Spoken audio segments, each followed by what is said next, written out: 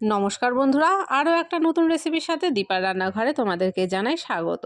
তো দেখো, সেদ্ধ ডিম দিয়ে পকোড়া খেতে কিন্তু দারুণ লাগে। আর সেদ্ধ ডিমের পকোড়া করার জন্য দেখো এখানে আজকে আমি দুটো ডিম ব্যবহার করেছি।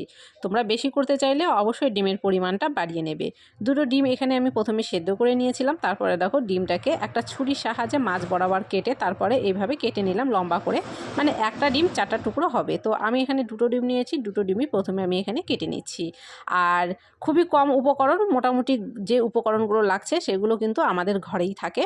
তো এই উপকরণগুলো দিয়েই কিন্তু তোমরা ঝটপট এই ডিমের পকোড়াটা করে নিতে পারবে। আর এই ঠান্ডা ঠান্ডা ওয়েদারে কিন্তু এরকম গরম গরম পকোড়া খেতে খুবই দারুণ লাগে।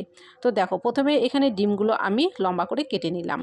এবারে ব্যাটারটা তৈরি করে নেব। ব্যাটারটা তৈরি করার জন্য প্রথমে এখানে একটা পাত্রে আমি নিয়ে নিচ্ছি বেসনটা আমি নিচ্ছি 4 চামচ। তো তোমরা কতটা তৈরি করবে তার উপরে নির্ভর করে কিন্তু তোমরা এখানে জিনিসগুলো ব্যবহার করবে।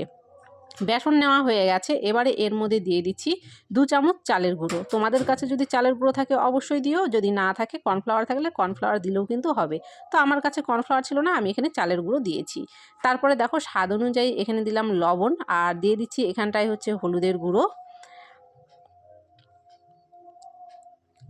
তারপরে দেখো এখানে দিয়ে দিলাম একটু জিরের গুঁড়ো। জিরের গুঁড়োটা অবশ্যই দেওয়ার চেষ্টা করবে, এতে কিন্তু এর স্বাদটা দ্বিগুণ বেড়ে যায়। তারপরে দেখো এখানে দিয়ে দিলাম লঙ্কার গুঁড়ো। তোমরা ঝাল অনুযায়ী লঙ্কা এখানটায় ব্যবহার করবে।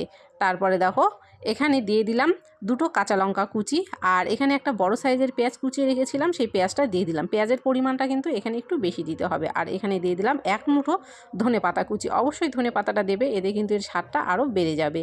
তারপরে দেখো এখানে 1 চামচ মতো আমি 3-4 কোয়া রসুন আর আদা বেটে রেখেছিলাম, সেই বাটাটা এখানে দিয়ে দিলাম। মানে রসুন আর আদাটা আমি একসাথে বেটে রেখেছিলাম।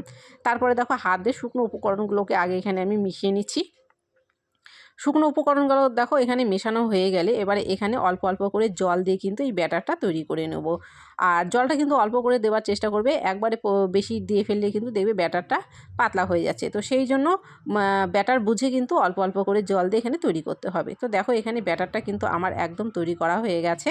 আর যে ডিমগুলো কেটে রেখেছিলাম আমি একটা ডিম দিয়ে দেখিয়ে দিচ্ছি তোমাদেরকে। তো এইভাবে একটা করে ডিমের টুকরো নিয়ে এইভাবে উপর দিয়ে কিন্তু এই ব্যাটারটা এইভাবে লাগিয়ে দেবে, ওপরে নিচে দিয়ে কিন্তু ভেজে নিলেই হয়ে যাবে। তারপরে দেখো এখানে প্যান বসিয়ে প্যানের মধ্যে আমি সাদা তেল দিয়ে দিয়েছি, আর তেলটাকে মোটামুটি গরম করে নিয়েছি, নিয়ে গ্যাসটাকে কিন্তু আমি মিডিয়ামে করে দিয়েছি। তারপরে দেখো এখানে এক এক করে কিন্তু পকোড়াগুলো ছেড়ে দেবো। আর ডিমটাকে কিন্তু পুরোটাই এইভাবে ব্যাটার দিয়ে কভার করে নিতে হবে। আর একটু টাইম নিয়ে কিন্তু এগুলো ভাজতে হবে, তাহলে দেখবে এগুলো ভেতর থেকে একদম কিন্তু মুচমুচে আর সুস্বাদু হবে খেতে। তো এখানে আমি দেখো 2 মিনিট মতো এটাকে অপেক্ষা করলাম। 2 মিনিট পরে দেখো আমি এগুলোকে কিন্তু আলতো হাতে একটু করে উল্টে দেব। আর দেখতে পাচ্ছ এখানে যেহেতু একটুখানি টাইম নিয়ে ভেজেছি, তো একদিকে কিন্তু অনেকটা লাল হয়ে গেছে, আর আরেকদিকেও কিন্তু এরকম একটু টাইম নিয়ে ভাজতে হবে, তাহলে দেখবে দুদিকেই কিন্তু লাল হয়ে যাবে।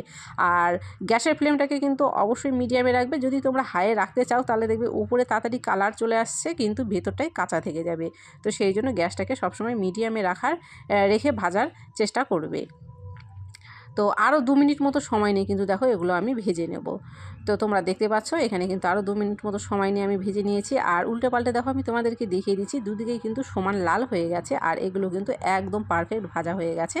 এখন তেল থেকে ছেঁকে কিন্তু এগুলো আমি উঠিয়ে নেব।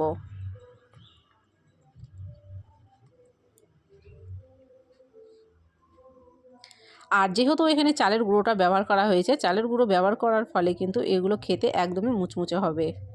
আর অবশ্যই গরম গরম খাবার চেষ্টা করবে, ঠান্ডা হয়ে গেলেও কিন্তু এগুলো নরম হয়ে যাওয়ার সম্ভাবনা বেশি থাকে। প্রথমে যে পকোড়াগুলো আমার ভাজা হয়ে গেছে সেগুলো উঠিয়ে নিলাম, এবার পরের পকোড়াগুলো কিন্তু সেম পদ্ধতিতে ভেজে নেব।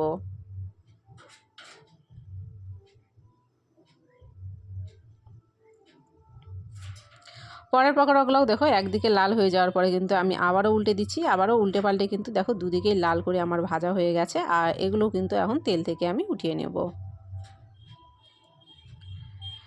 তো ঘরে থাকা উপকরণ দিয়ে কিন্তু তোমরা ঝটপট এইভাবে ডিমের পকোড়া তৈরি করে নিতে পারো। তো আজকের রেসিপিটা কেমন হয়েছে অবশ্যই কমেন্ট করো, ভালো লাগলে অবশ্যই লাইক করো, আর নতুন হয়ে থাকলে চ্যানেলটিকে অবশ্যই সাবস্ক্রাইব করো, আর ভিডিওটাকে শেয়ার করো। আর অবশ্যই কিন্তু একবার তোমরা এটাকে বাড়িতে করার চেষ্টা করো, এটা খেতে কিন্তু খুবই সুস্বাদু হয়।